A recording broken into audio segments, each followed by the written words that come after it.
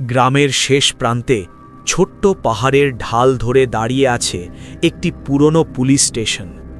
দিনের বেলা এটি সাধারণ সাদা রঙের দেওয়াল আর খিচানো জানালা দিয়ে ভরা, যেখানে গ্রামের মানুষরা কমপ্লেন করতে আসে, অফিসাররা বসে কাজ করে। কিন্তু রাত হলেই এই স্টেশনটি একেবারে অন্য রূপ ধারণ করে।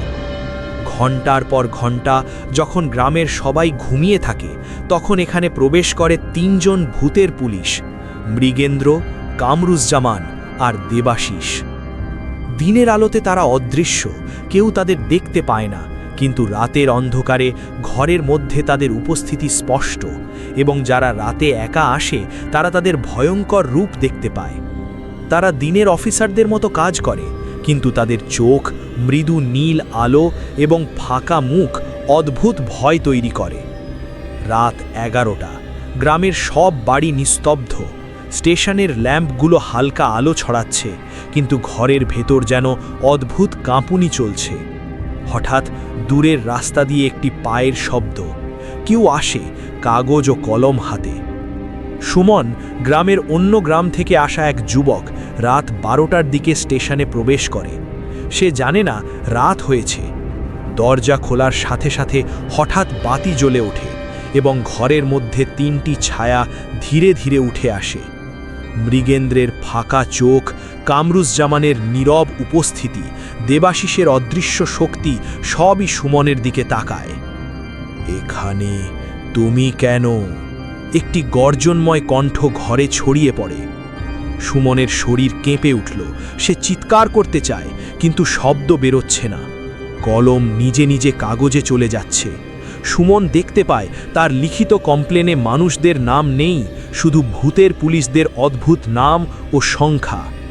ঘরে হঠাৎ ঠান্ডা বাতাস বইতে শুরু করে। মেঝে কেঁপে ওঠে, দেওয়ালের ছবিগুলো জীবন্ত হয়ে ওঠে। গ্রামের মানুষদের ছবি, যারা অদ্ভুতভাবে রাতের সময় নিখোঁজ হয়েছে। সুমনের চারপাশে ঘোরাফেরা করতে থাকে অদ্ভুত ছায়া। মৃগেন্দ্র ধীরে ধীরে এগিয়ে আসে। রাতে যারা আসে তারা আমাদের নিয়ম ভঙ্গ করে। ভাগ্যবান হলে দেখা হবে, অন্যথায় ফিরে আসা কঠিন। কামরুজ্জামান ঘরে আলো ছড়িয়ে দেয়। ছবিগুলো বাস্তবের সঙ্গে মিশে যায়।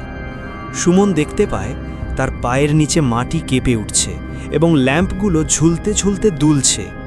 সে বুঝতে পারে ঘর থেকে বের হওয়া এখন আর সম্ভব নয়। দেবাশিস ঘন নীরবতার মধ্যে তাকে ঘিরে ধরে। এখানে আসা মানে ছাড়া নেই, তুমি আমাদের রাতের পাহারায় থাকতে হবে। সুমন কাঁপতে কাঁপতে চেষ্টা করে পিছিয়ে যেতে, কিন্তু প্রতিটি পদক্ষেপে ঘর আরও গভীর অন্ধকারে ডুবে যায়। হঠাৎ সে শুনতে পায় অতীতের সব ঘটনার হাহাকার, গোপনভাবে নিখোঁজ মানুষদের চিৎকার, ছাদের ওপরে ভেসে ওঠা অদ্ভুত ছায়া। ঘরে হঠাৎ সব বাতি জ্বলে ওঠে। তিনজন ভূত তাকে ঘিরে নেয়। মৃগেন্দ্র হেসে বলে, রাতের শেষ পাখি যখন উড়ে যায় তখনই আমরা অদৃশ্য হয়ে যাব, তবে ছায়া থেকে যাবে। যারা রাতের স্টেশনে আসে তাদের মধ্যে কিছুই আর আগের মতো থাকে না। সুমন চিৎকার করতে চায়, কিন্তু কোনো শব্দ বের হয় না। সে ধীরে ধীরে বুঝতে পারে রাতের স্টেশনের নিয়ম ভঙ্গ করলে আত্মা আর শারীরিক দুনিয়ায় ফিরে আসতে পারে না। রাত বাজে 4টে। গ্রামের অফিসাররা আসে। তারা দেখতে পায় কাগজে অদ্ভুত অক্ষর, ঘর খালি। কেউ জানে না সেখানে কি ঘটেছিল। সুমন, সে আর কারো চোখে দেখা যায়নি। শুধু রাতের কাঁপুনি, বাতাসের শব্দ আর হালকা আলো মনে করিয়ে দেয় যে রাতের পুলিশ স্টেশন আবার জীবিত হয়েছে। এভাবেই প্রতিটি রাতেই তিনজন ভূতের পুলিশ, মৃগেন্দ্র, কামরুজ্জামান, দেবাশিস, নিয়মমাফিক কাজ চালায়। যারা রাতের মধ্যে আসার সাহস করে তাদের কেউ ফিরে আসে না, আর যারা দিনের আলোয় আসে তারা বুঝতেই পারে না রাতের ভয়ঙ্কর ঘটনা তাদের চোখে ধরা পড়ে। গ্রামের মানুষ আজও শুনতে পায় অদ্ভুত শব্দ, হালকা বাতাস এবং দূরের কোণা থেকে অদৃশ্য পায়ের পদচারণা। কেউ জানে না রাতের স্টেশন সত্যিই সারা আছে এবং ভূতেরা সেই রাতের সাম্রাজ্য নিয়ন্ত্রণ করে।